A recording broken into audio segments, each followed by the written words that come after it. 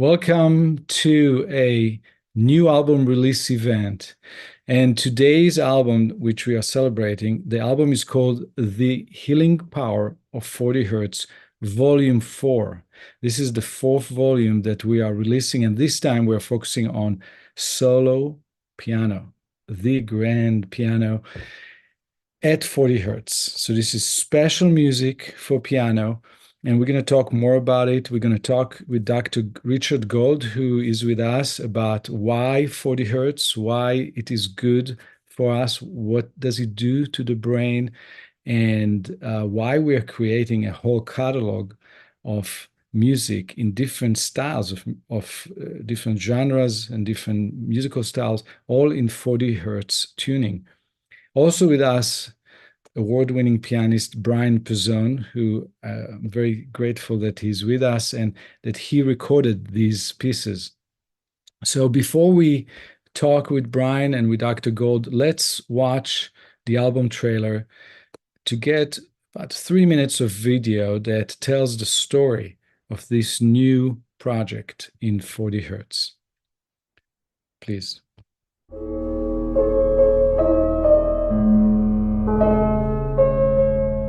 This album has been a great project for me because it allowed me to focus on the grand piano, the king of all music instruments, and to create meditative, contemplative, tender and light 5 new pieces for piano at 40 Hertz. And the piano that I composed for was tuned down to the healing frequency of 40 Hertz. So it nourishes and relaxes the listener while increasing brain health, focus, and concentration. And so I invited one of my favorite pianists who worked with me in the past, the award-winning pianist Bryan Pezzone, to record these 5 new solo piano works at 40 Hertz. Our intention was to create the perfect piano music for study, contemplation, hospitality, and relaxation, while providing 40 Hertz sound vibrations through brain entrainment, sound that can change the brainwave frequencies using binaural beats. And all that in addition to the 40 Hertz vibration, which is part of the music, which is part of the piano bass line that Bryan would play.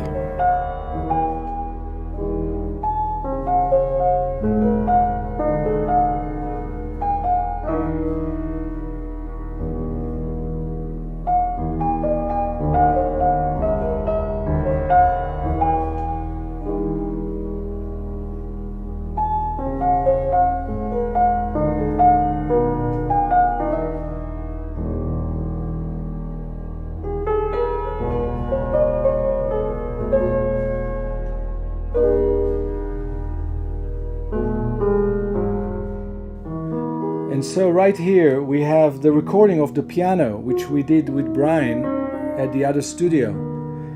But here in my studio I can add another layer, which is going to show in blue right here. And we can listen to this layer. If I solo it, you can hear it. This is all the high harmonics, the high overtones above 40 Hertz, which is part of the sound of 40 Hertz, those high harmonics. And they are 400 Hertz, 800 Hertz, etc., 360, 320.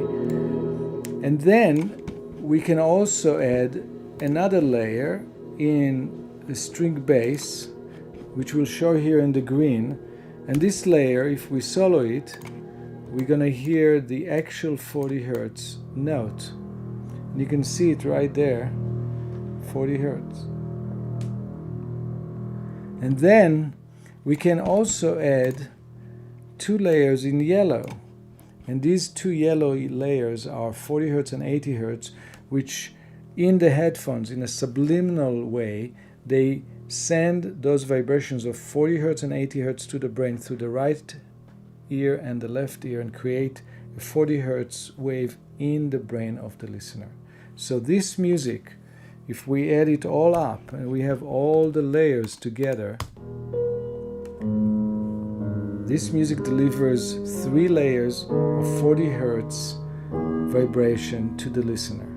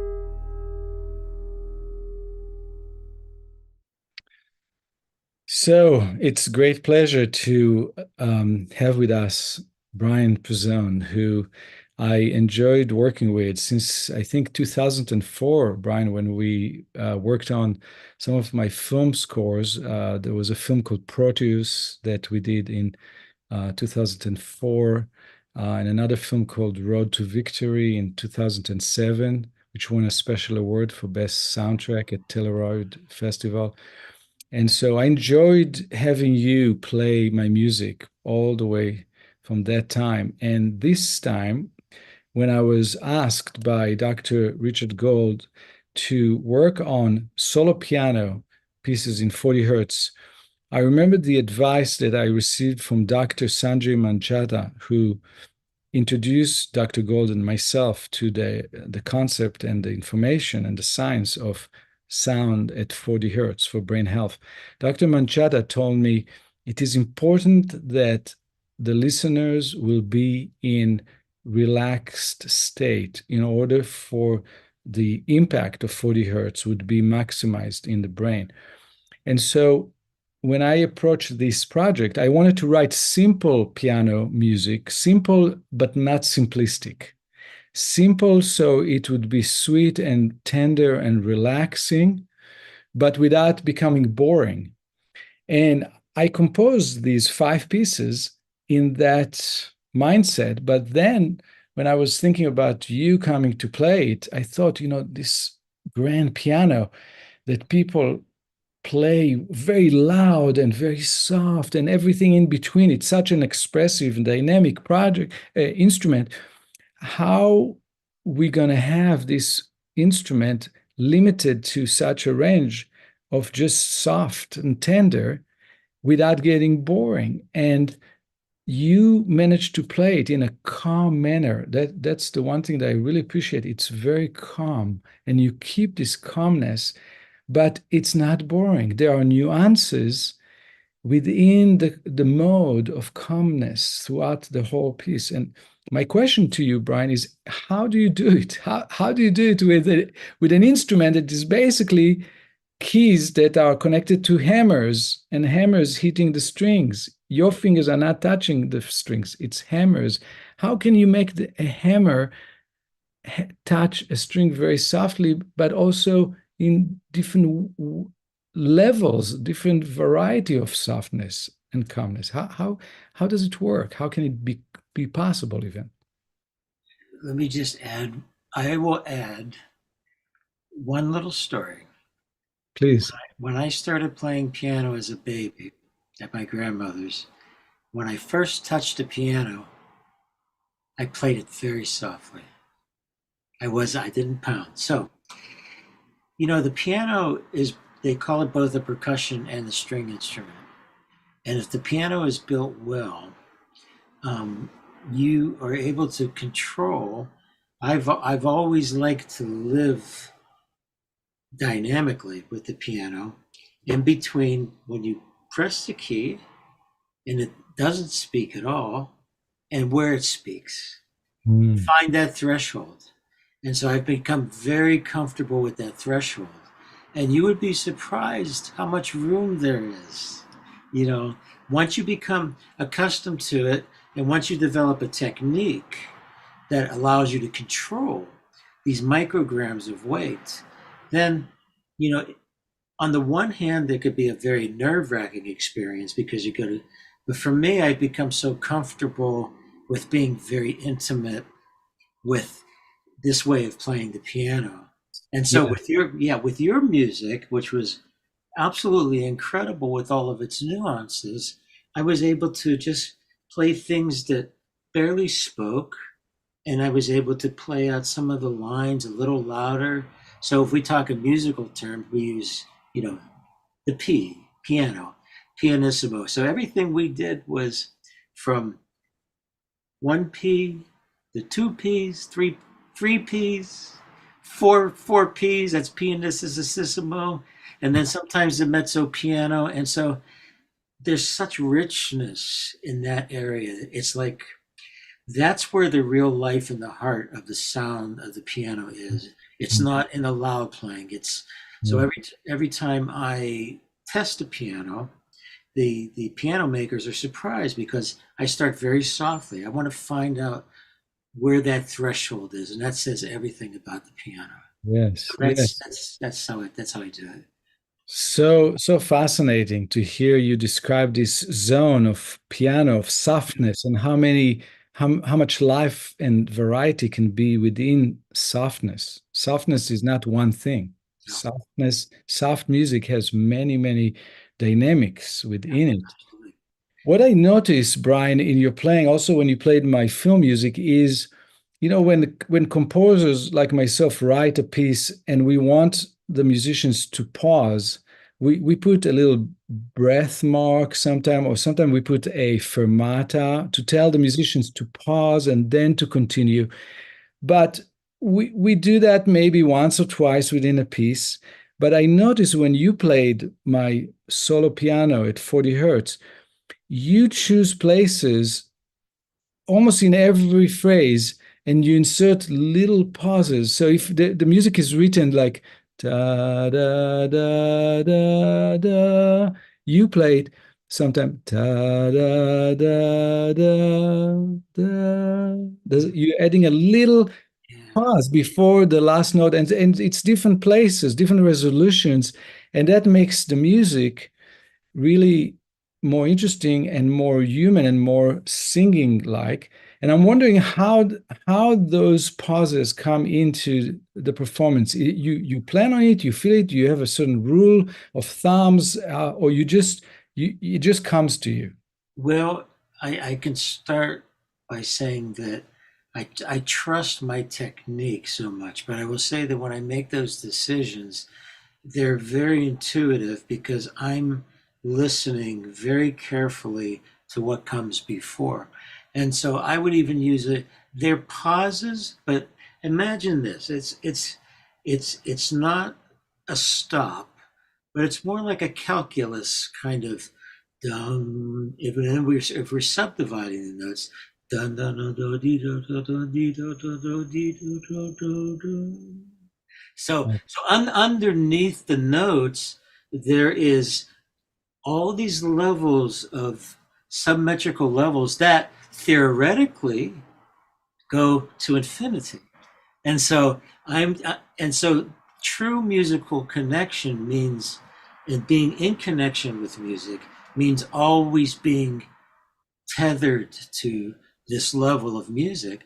And the piano often, because it has long strings, and because you could put the pedal down, um, that sometimes can be overlooked by the player because the piano does it for you. But I insist on the opposite. I want to be sure that as a pianist, that I don't give in to the liability of the piano, which, and so then I'm listening carefully to each decay, and just placing it so that I'm always in touch like a great singer or a Mhm. great violinist or a great Yes. string player. And so that's the level at which I'm making these decisions so that they're on an elegant curve, more or less. Yeah. Yes. Yeah. I wanted to remind you, Brian, that when you heard it for the first time, the mix, the final mix, where Oh, I added the 40 hertz bass and yeah. I sent it to you, and you told me, I think I'm gonna loop it on Spotify or something, and on Apple Music, and prescribe it to myself to listen Absolutely. once a day. I'm wondering, what did it do to you? What were you looking for it to do to your mood, to your life, to your breath, to your day routine? What it would provide, this music, if you were to listen to it every day for 20 minutes or 40 minutes? Well, I think there are a couple elements. There's the um, culturally, we have 60 hertz hum around us, and people soak in, you know, without knowing it. So having it be at 40 hertz automatically moves you out of the material and sort of the electrified world. So that's one level. And then, so and what that allowed me to do in listening to it is to be able to depart from the whatever epoch we're living in, Right. whatever. Let me help everybody understand what you're saying. Yeah, Let me tell you, tell me if I understood you correctly. yeah, What you're saying is that all the electricity around us yes, is vibrating at 60 hertz. yes. The electricity in the walls, in all of our walls in North America, the current is going at 60 hertz. And so we are receiving this buzz at 60 hertz. And so this listening to music at 40 hertz is an opportunity to slow down and to tune into a different vibration. And it tunes, and what it does is my image was that it it it set me into more um, both antiquity and transcendence. Okay, so Mhm. that did that, and then the music you wrote with your heritage, you wrote music that had some flavors of you know the um, Jewish culture, maybe Middle Eastern, and maybe with slightly different um, way of choosing your notes that were remarkable because it was a music that sounded more ancient, like based in Greek modes, and instead of the typical new age music that's all irregular overtones and Yeah. overdone overtones. But so that part of it also put me in touch with ah, Mm. this is pre-industrial. Yes. This pre this is ancient and eternal. So it was the combination of being at 40 hertz and then with the way that you chose the specific music that brought me to that place. Very, very interesting. Yeah. Since we have you here and you have so much experience playing the piano with different projects, before we go to Dr. Gold to talk about 40 hertz and the brain, Mm-hmm. I wanted to ask you one more question. And of course, people who are watching are invited to write in questions as a comment in the YouTube page. And you may ask a question. You may ask Brian any question about this project and about piano, and Zach, our producer, will collect these questions and present it to Brian towards the end of the broadcast. But at this point, I wanted to ask you, Brian, since I know that you worked on hundreds of film scores and hundreds of concerts, and you worked with film composers, and you worked with classical composers and conductors. Like you worked with one of my favorite conductors, Pierre Yeah, Boulez. absolutely. Yeah. You worked, I think, with John Adams, I think. And what, if you could share with us one or two anecdotes or stories or observations about how different it is for a pianist like you in working on a film score versus working on a concert program or a presentation of new music on a classical stage? Or is there any difference in the process for you? Or maybe there's none. The only difference is that if you get called for a film score or a commercial product, it's all sight reading when you go there. And you No read rehearsal, right? no rehearsal, Let you me don't see explain the to people. music No unless it's very difficult. They may send you something, but all the time it's just sight reading, and you play it in a very natural, as if you've played it all your life. And so the first time you play it, you look at it and you go, you just surrender yourself to what you can do, and you play it.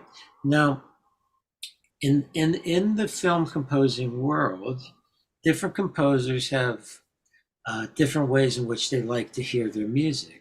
Some people like it more romantic, because sometimes there's a click, that keep everybody together. But sometimes some composers like you to play against the click, so it's not so metronomic. And then so other composers want you to be exactly with the click, and so you get to learn from composer to composer what their aesthetic preference is.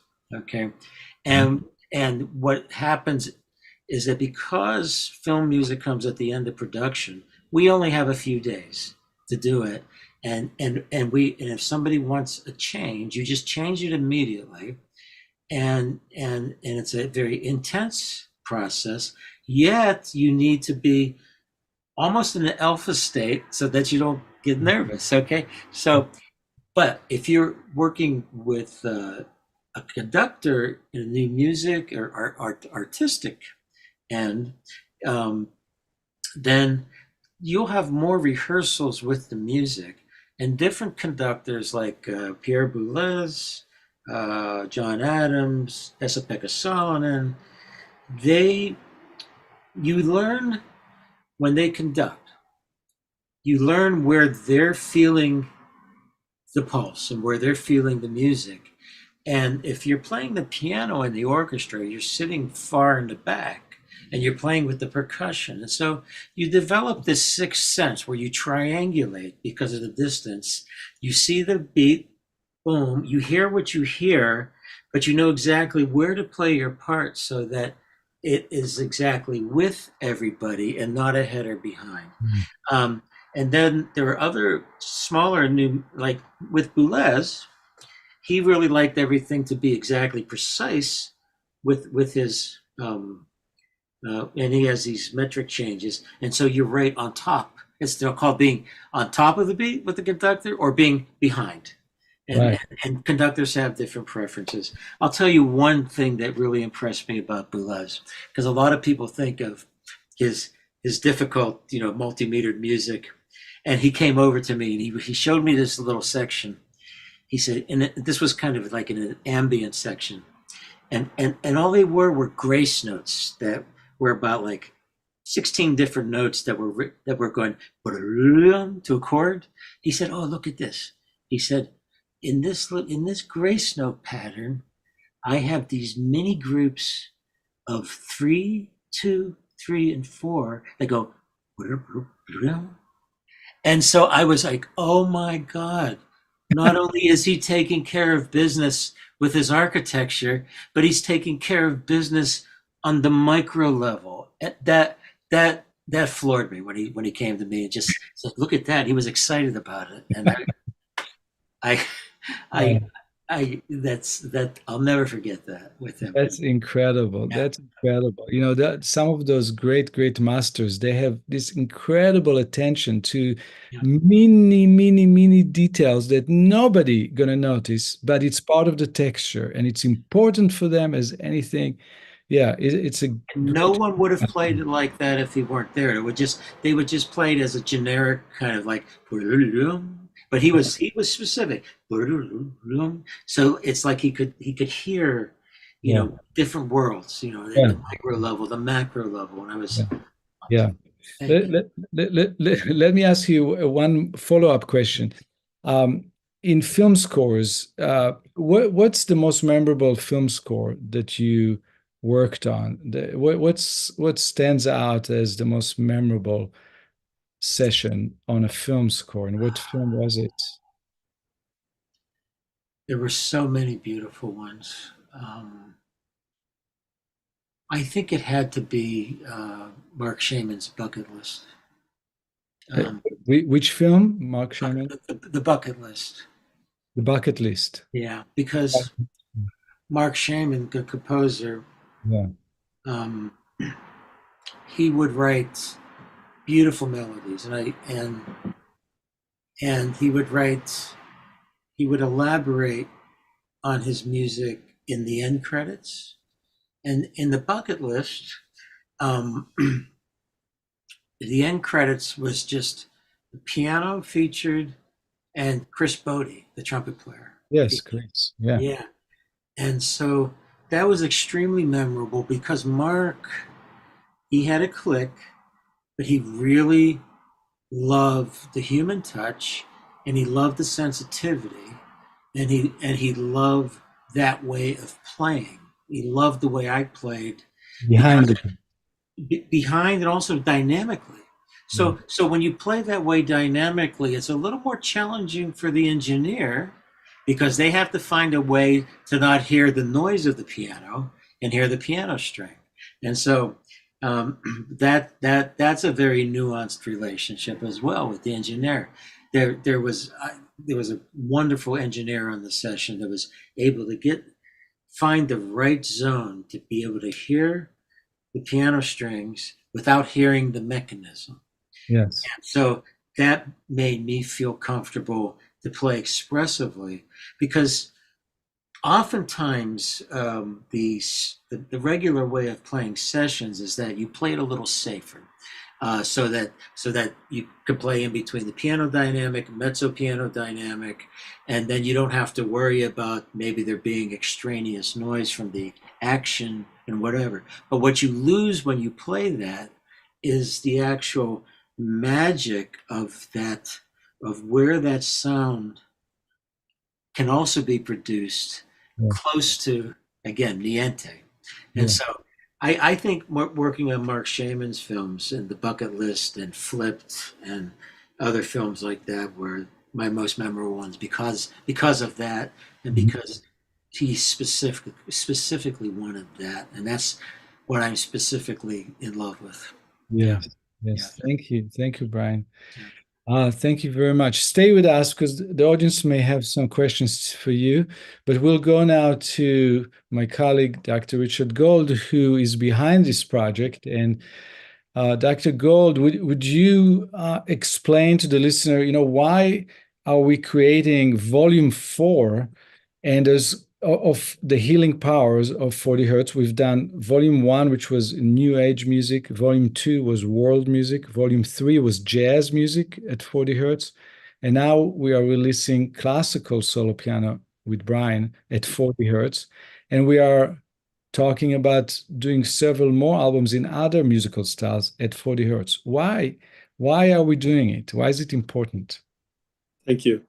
Before I answer that, I just want to acknowledge how moved I am by the discussion and what Brian's been saying. It's remarkable. It's so nuanced, so deep, and so artistic and intellectual and emotional.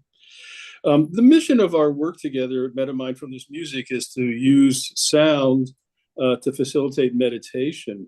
And specifically to this piece that Brian did with us, I want to say, and it really what you spoke about, Brian, resonated with me because in listening to it, and what we try to do with meditation is find the place between thoughts. And you mirror that with your style of playing. You create space. It's not so busy. You're not waiting and that's extremely effective. Now, these 40 hertz are in what are called gamma. And gamma is actually the fastest brain waves. For the first dozen years or so, Yuval and I worked together. We were using a brain entrainment to facilitate meditation and the benefits that meditation provide on multiple levels for a human being by going from beta to alpha to theta to delta. and very effectively with the brain entrainment, where the brain will begin to cycle with the impulse that it's receiving. When we learned about gamma, it's almost counterintuitive because it's the fastest brain waves we have. And if within that range from like 30 to 120 hertz, which is beats per second, what scientists have discovered, and this is really cutting edge neuroscience, that within that wide range, at 40 hertz, something extraordinary happens to the physical brain itself. It allows the neurons to communicate more effectively, and that's happening because the brain begins to give up or lose the amyloid plaques and the tau proteins, which are the tangles which inhibit neurological function in the brain, which limit our cognition and limit our awareness and our presence. And so when we learned about this research, and the most cutting edge research is coming out of MIT and Johns Hopkins and University of Wisconsin and Madison, it just fascinated us. Now, with Yuval's experience in world music, he recognized that 40 hertz tuning is not that uncommon overseas, especially in the Middle East, the Near East. But it's totally uncommon in the Western canon because the standard piano doesn't have a 40 hertz key on it. It's a nuanced key between an E, low E. So this opened up, we went through a portal into a whole new realm. And I find from just experiential, because I'm sort of my own lab animal in this too, is that even though it's feeding the brain a more rapid stimuli, there's something about the effect on the brain which allows for a deep meditative experience, especially with the kind of musicians that we work with, and particularly you on this project, Bryan, and also Yuval's compositions. And so what our goal with our 40 hertz music is to try to stem the tide of cognitive decline, which is a tidal wave of a medical issue that's affecting all of humanity, especially in the West. I think partly because of the amount of stimuli we've gotten, and then the environmental toxins, and et cetera, that our cognitive functions are in a somewhat steep decline. There's a physiologic thing that happens also when we meditate and actually achieve good sleep, which is a recent advance in neuroscience, is something called glymphatics. And what scientists have discovered, only because of functional MRIs, is that when we sleep or go into a deep state, the structure of the brain actually changes. And small rivulets, little streams, open up within the matter of the brain and allows the brain to discharge the metabolic ash of its dynamic physiologic process into the lymphatic system and then expelled from the body. And this might be part of the mechanism of how the tau proteins and the amyloid plaques are emitted from the brain. And so there's this multifaceted benefit that's happening. And then one further point to Yuval's question, what research has shown with sound healing is that when the recipient of the music has choice, rather than just told you're going to listen to this and we're going to measure you, that the efficacy of the benefits increases when there's choice. And so that's why we've developed and are continuing to develop a wider range of possibilities with our music, because not everybody likes ambient new age. Not everybody resonates with the sarod and the sitar and the sarangi of the world music piece that we did. The light jazz that we did with piano and guitar is a whole nother genre that is appealing. And now, thanks to you, Bryan and Yuval, we have this solo piano, which is, I'm not going to say the cherry on the top, but it definitely creates a whole nother realm of benefit for our listening audience. So thank you so much, gentlemen. And this discussion is just so inspiring to me, and hopefully to all that can listen to it.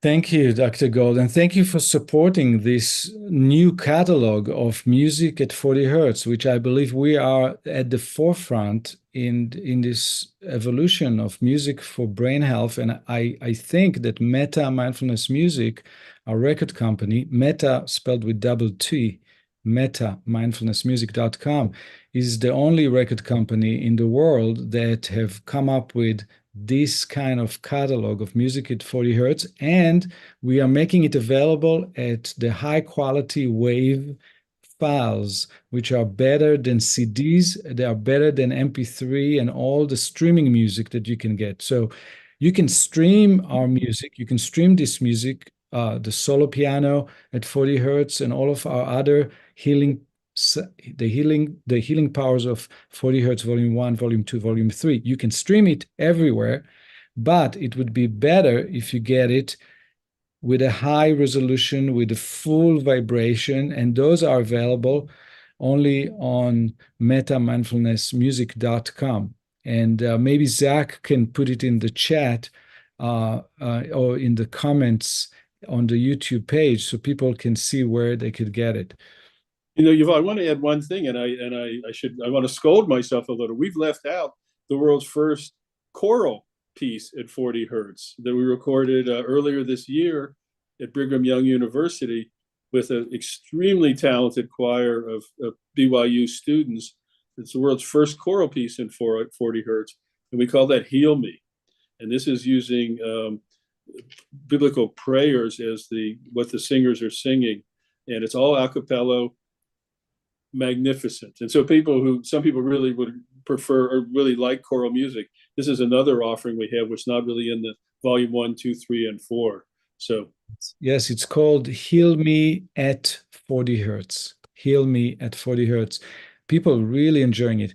I wanted to share with you and Bryan that I've been listening to the solo piano, volume 4 of 40 hertz, our new album. I've been listening to it while I do email and while I do correspondence. I just put it in the background, and I just feel that it creates a space and it helps me concentrate deeply, and it just feels good. Some of our musicians from India and from Iran who played on volume 2, the Healing Power of 40 hertz volume 2, when they were recording, they told me that they felt hypnotized, that it was something about the tuning of their instruments and playing in that lower key of 40 hertz made the music feels hypnotic to themselves. It's really interesting, the experience. And so I invite all of you to try it and to see how it works on you. We have time for questions, and I wanted to ask Zach if we have any questions from the listeners. I'd like to add one more thing before we get to that, which is, and you mentioned it from that little anecdote, which is some current studies show that 40 hertz music increases focus and memory. Mm-hmm. And so when you're studying, to play 40 hertz music is very good, very beneficial for recall and embedding and really embodying the knowledge that you're trying to gain from your study periods. Yeah. Yes. Thank you. Zach, if you could share with us any questions that the audience have, we'll be happy to answer. Yes. Peter was wondering, if someone would like to perform this music, is there a way that they can get the score? Yes, certainly. They just need to email us either to info@metamindfulnessmusic.com, and Metta is with double T, or they can write directly to me at yuvalronmusic.com. It's spelled YUVAL at YUVALRON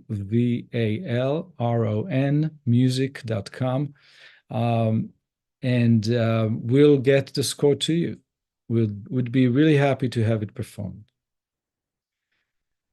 Go ahead, Zach, if you have another question. Yes, Rachel would like to know, is this music good for sleep, or is it better for concentration and focus? Dr. Gold, do you want to take this one about should this music be used for increase the quality of sleep, to help people sleep? Yes. Well, the recommendation is actually to listen to it before you're going to bed rather than while you're in bed. In bed, we would recommend more of our delta wave and theta wave music for sleep. So it's good for both, but the timing and when it's using. And I would add that personal preference and personal physiology and the stresses an individual might have, you might vary that a little bit. But usually the music, if you listen to it a few hours before you go to bed, the 40 hertz, it's going to be best. And it's, as far as studying, it's good to play. Well, if you're going to be taking a recall test, it's good to, while you study, but then stop before you take your test, sort of thing. But it has that kind of dual, actually multifaceted benefits potential. Yes, I think that one of the studies that I looked at that came from Stanford University suggested that if you listen to 40 hertz sound 3 hours before sleep, you would increase the quality of your sleep, but not close to the sleep time and not during sleep time, because these vibrations of 40 hertz are not the vibrations that the brain goes to when the brain goes to sleep. So during our sleep, our brains slow down to theta and delta range, while 40 hertz is part of the gamma range. And I think that there's an interesting, there could be an interesting connection between the fact that 40 hertz sound increase blood flow in the brain. And so if people listen to it 3 hours before sleep, it improved their sleep, but not closer to their sleep time. And I'm thinking about people who exercise. I have some friends who say that, they can't have a good sleep if they don't do something physical, intensely physical, if they jog or walk a few hours before sleep. So they, after dinner or before dinner, they run, they jog, they walk, intense walk. Then they have dinner, then they read a book or watch something, and then they go to sleep. And they find that if they exercised, which increase blood flow, exercise increase blood flow, they sleep better. So maybe, I'm speculating here, maybe the increased blood flow in the brain that 40 hertz sound leads to also yield better sleep later on. Zach, do we have any question left? Yes, we actually have a couple questions from Peter. Okay. Peter has a question specifically for Rick. How have you used the 40 hertz music personally, and what results have you noticed? I use it in a variety of ways. I use it to facilitate meditation, wearing headphones because of the binaural beats. This new piece that Bryan recorded or played for us is very, very effective for that. I use it when I'm at my desk, when I'm doing creative writing work also. So, I mean, I listen to other music besides 40 hertz too, but that's just specifically, I don't use it. I will listen to it when I'm taking a walk. I walk my dogs for about an hour after dinner and a few hours before bed, and I can listen to it then also. But it's, I don't really have a schedule, it's just sort of intuitively what I'm doing, but I certainly don't listen to it while I'm trying to fall asleep. And at night, I don't listen to music to fall asleep. I would thankfully be able to sleep on just naturally from exhaustion. From all the good work. Yes, Zach, go ahead. Peter has another question for Bryan. Have you ever performed on a piano using non-standard tunings before? If so, what was it like? Oh, yes. There have been specific projects, and there's a whole history of contemporary music and I would say even early music of non-standard tunings. As a matter of fact, there are more tunings than the equal temperament tuning that we have. So, for instance, in music where you're playing music from the 18th century or the 16th century, and I can call this non-standard even though it was traditional. It's called just intonation, and that means that the fifths and the strings, that they're tuned exactly according to where they are harmonically. What happens in that case, and this is why Telemann and the early composers only wrote within a certain key area, is that the chords sound pure, and this is what choirs do. The triads sound pure within in the one chord, the five chord, the four chord, and if you go too far away, they start sounding out of tune. Okay, so that's one version of what we could call non-standard tuning. And then the other version is these pianos that have been tuned to, for instance, 16 note scales or 8 note scales, where you divide up the 12, usually it's just a division of 12 equal intervals. And people have said, well, I want to tune 8 equal intervals. And so, or I want, like for instance, over 2 octaves. If you go from low C, your next C sharp is not, the black note above it is not a half step above it, but it's just a quarter tone above it. And then the D sounds like the C sharp. And so there are various ways in which composers have asked real piano tuners to modify the tunings of the piano, and they have to take some time with it because the piano has to settle into that. Other people have done it electronically, but it's very interesting to play in these different tunings, because when you're used to playing just regular music, regular standard chords, harmonies, suddenly this major chord or this minor chord or this sound that you expect is completely different or slightly different, and it captivates you. It's wonderful to play, and it changes how you actually interpret the music through time, because you get to notice the novelty and the nuances of these different tunings,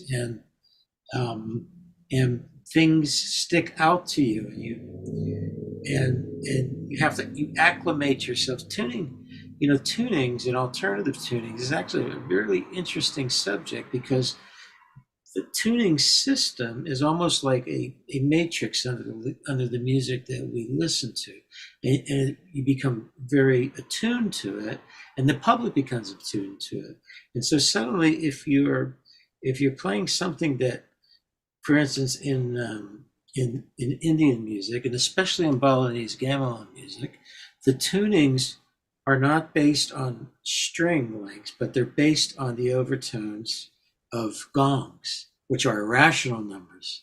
And so the tunings that you hear are very, very mystical sounding, and it gives you a different sense of lingering in the music. And I'll just say one more thing, that this is about Debussy. In the 1910 World's Fair, Debussy heard a gamelan from Indonesia, and he was fascinated with the alternative tuning, and it impacted his music tremendously and added to his impressionism.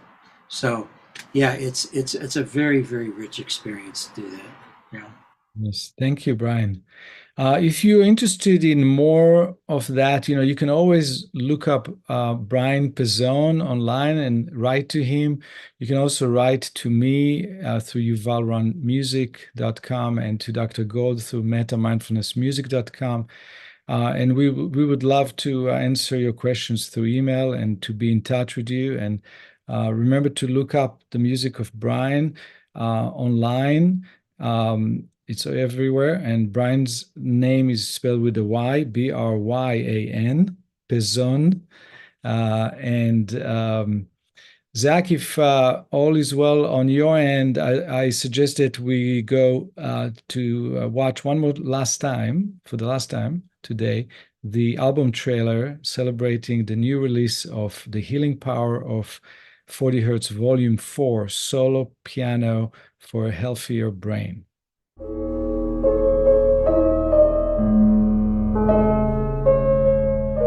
This album has been a great project for me because it allowed me to focus on the grand piano, the king of all music instruments, and to create meditative, contemplative, tender and light 5 new pieces for piano at 40 Hertz.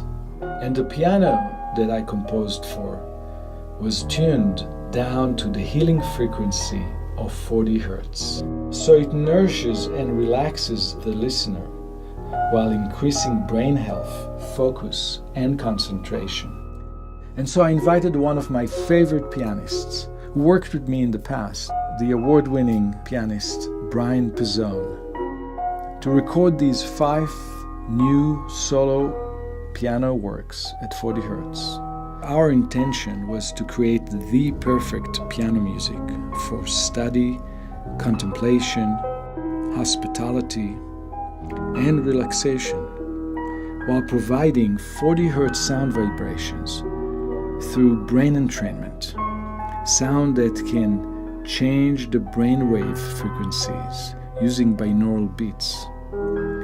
And all that in addition to the 40 Hertz vibration, which is part of the music, which is part of the piano bass line that Bryan would play.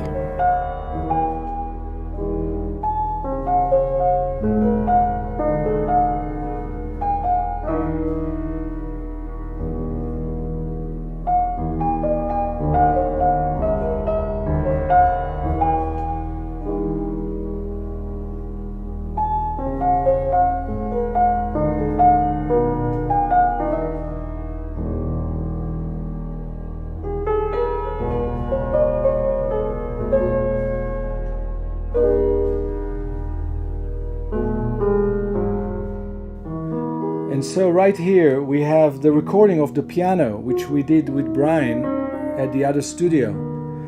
But here in my studio I can add another layer, which is going to show in blue right here. And we can listen to this layer. If I solo it, you can hear it. This is all the high harmonics, the high overtones above 40 Hertz, which is part of the sound of 40 Hertz, those high harmonics. And they are 400 Hertz, 800 Hertz, etc., 360, 320. And then we can also add another layer in a string bass, which we'll show here in the green.